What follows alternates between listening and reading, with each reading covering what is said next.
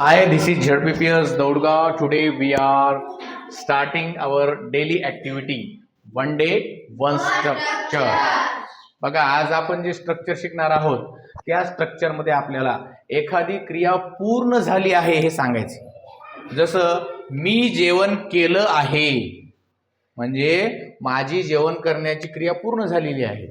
पण कधी? वर्तमान काळामध्ये. आयुष कधी? वर्तमान काळ. त्याच्यामुळं याच्यामध्ये काय होतं, आहे किंवा आहेत असे शेवटी शब्द येतात. बघा तुम्ही जर बघितलं की आहे, आहोत, आहेत असे शब्द येतात म्हणजे प्रेझेंट टेन्स मध्ये असल्यामुळे. जसं धनश्री क्रिकेट खेळली आहे, खेळण्याची क्रिया पूर्ण झालेली आहे. पण कधी?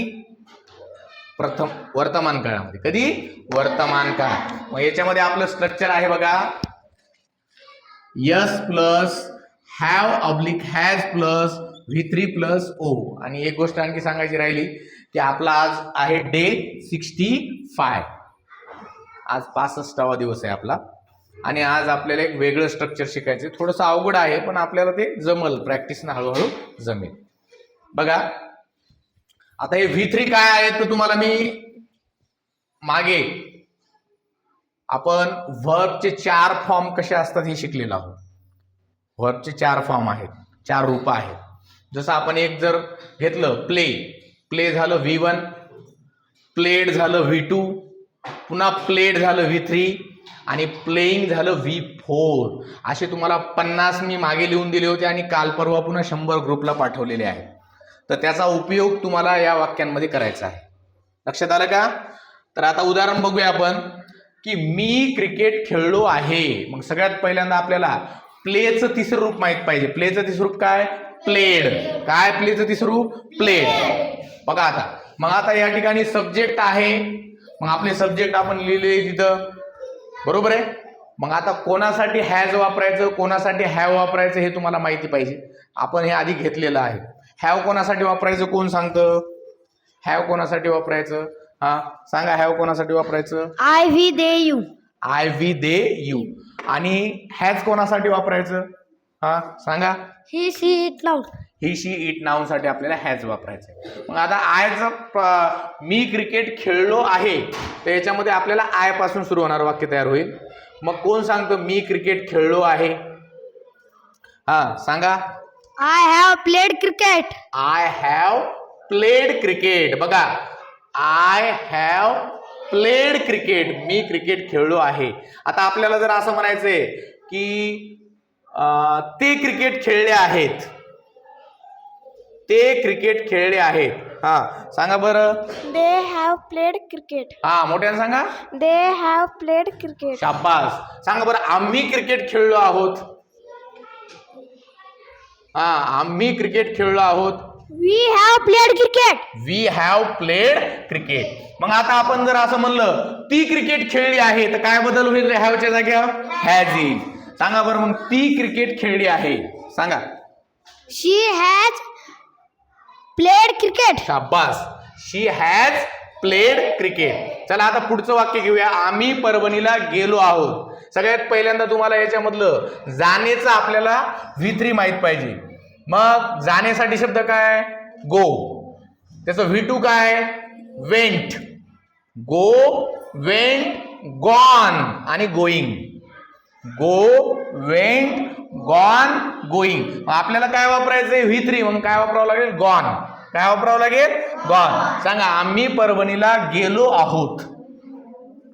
हा सांगा. We have gone to Parbhani. We have gone to Parbhani. आम्ही परभणीला गेलो आहोत. कोण सांगतं? मी परभणीला गेलो आहे. हा बरोबर आहे, मी परभणीला गेलो आहे. सांगा. I have want to Parbhani. हा गॉन. आय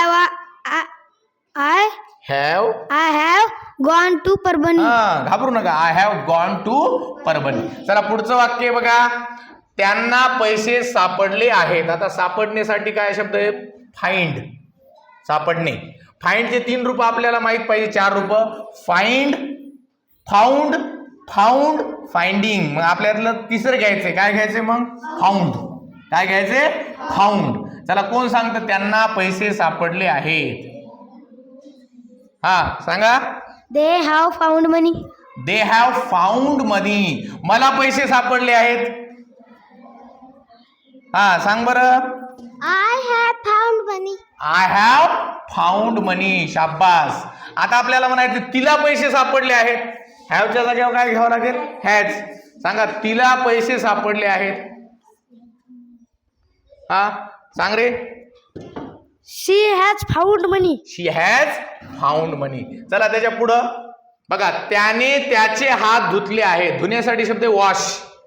काय शब्द आहे? वॉश. वॉशचे 4 रूप माहित पाहिजे आपल्याला. वॉश, वॉश्ड, ईडी लागले. वॉश्ड आणि वॉशिंग. आपल्याला तिसरे घ्यायचे वॉश्ड. त्याने त्याचे हात धुतले आहेत. कोण सांगतं? आता त्याने आल्यामुळे ही आलं, ही आल्यामुळे हॅव घ्यायचं का हॅज घ्यायचं? हॅज. हा सांगा. He has washed his hand. He has washed his hand. पुढचं बघा. आता हे खूप सोपं आहे बघा. तिने स्वयंपाक केला आहे. स्वयंपाकसाठी काय शब्द आहे? स्वयंपाक करणे. कुक. कुकचे 3 रूप काय? 4 रूप. Cook, cooked, cooked, cooking. आपल्याला काय घ्यायचे? कुक्ड. चला कोण सांगतं तिने स्वयंपाक केला आहे? हा सांगा. She has cooked. Cooked. Cooked. हा शी हॅज कुक्ड. सांगा बरं. माझ्या आईने स्वयंपाक केला आहे.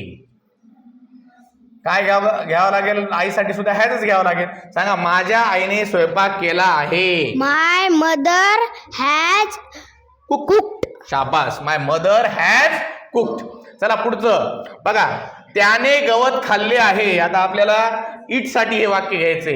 एखादा म्हैस आहे, गाय आहे आणि त्याने किंवा तिने गवत खाल्लं आहे. कसं म्हणणार सांगा बरं.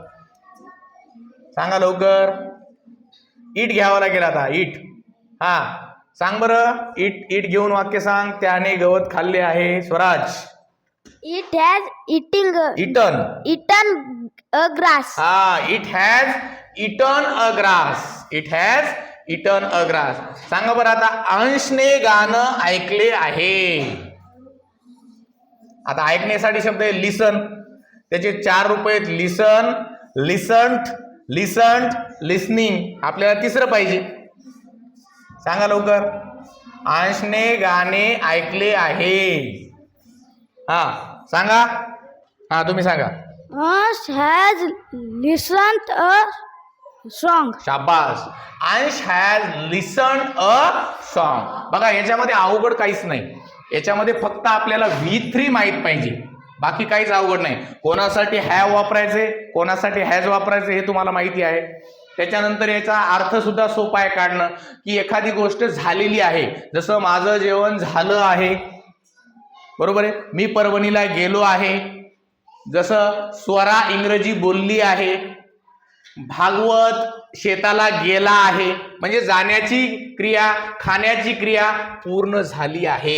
हे आपल्याला वाक्यामध्ये सांगायचं असतं. त्याच्यामुळे अर्थही अवघड नाही. फक्त अवघड आहे आपल्याला V3 माहीत असणं. त्यासाठी आपल्याला जे वर्ब दिलेले आहेत ते वाचन करणे, त्याचा अर्थ काढणे आणि त्याच्यानंतर त्याचा वापर करणे म्हणजे ते आपल्याला येऊन जाते.